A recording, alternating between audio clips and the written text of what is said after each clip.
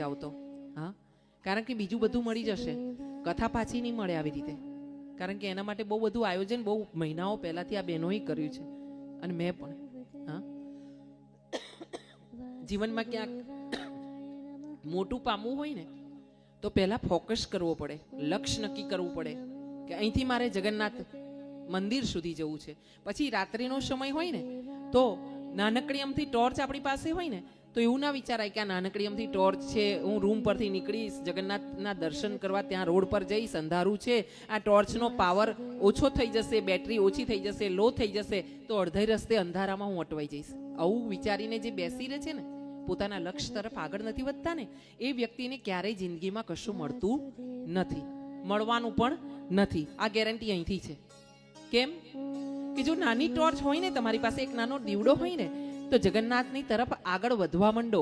કારણ બે પગલાના અજવાળે તમે ધીરે ધીરે છે ને અમુક મીટર, 100 મીટર, 200 મીટર, 300 મીટર, આ થોડા અજવાળે, ધીમા અજવાળે તમે થોડુંક અંતર કાપશો ને, ત્યાં એવું બનશે કે અંતર કાપતા કાપતા નામ સ્મરણનું અજવાળું હૃદયમાં તમારા થશે. હા, અને આમ સૂર્યનારાયણ ઉગી નીકળશે ને પછી તમે અજવાળે અજવાળે જગન્નાથના ખોળે જઈને બેસી જશો. હા, એટલે જ્યારે પણ નામ સ્મરણ કરવું હોય, ભાગવતજી સાંભળવી હોય ને, ત્યારે વિચાર ન કરશો. હા, એક તો મારી યુટ્યુબ છે ગાયત્રીબેન શાસ્ત્રી ડાકોરવાળા. તમારી પાસે બધા પાસે મોબાઈલ છે ને, તો મારી યુટ્યુબને સબસ્ક્રાઇબ કરજો. અને એમાં તમને ભાગવતજી ગુજરાતીમાં, હિન્દીમાં સાંભળવા મળશે. મારવાડી સમાજમાં તમે હોવ તો મારવાડી સમાજના બધા ભજન સાંભળવા મળશે. અને સાથે મહાશિવ પુરાણ સાંભળવા મળશે તમને. એ સાથે તમને દેવી ભાગવત પણ સાંભળવા મળશે. કારણ કે આપણે ભગવાનની એટલી દયા છે કે સુંદરકાંડ 7 ભાષામાં ભજન કરીએ છીએ. મારવાડી, પંજાબી, હિન્દી, સિંધી, ભોજપુરી, મૈથિલી, ગુજરાતી, આટલી ભાષામાં અમે કીર્તન કરીએ છીએ, હું ને મારા બાળકો. અને સુંદરકાંડ સંગીતમય કરીએ છીએ અમે.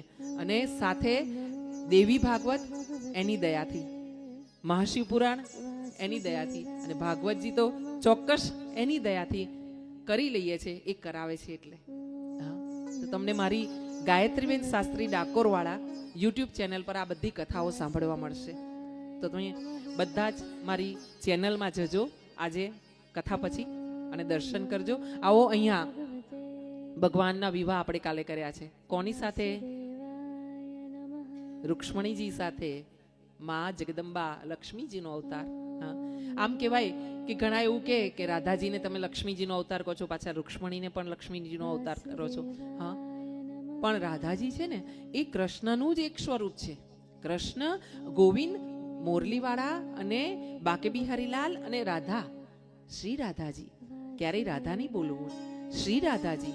હા, શ્રી રાશેશ્વરી, શ્રી રાધે આમ કેવું. કારણ કે પ્રભુને એ અતિ પ્રિય છે.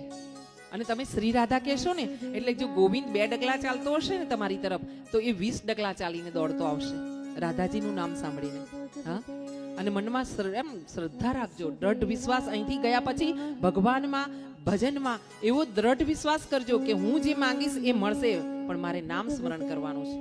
નામ સ્મરણ કરીશ ને એટલે ભગવાન મને મારો હાથ પકડીને જે જોઈએ તે આપી દેશે.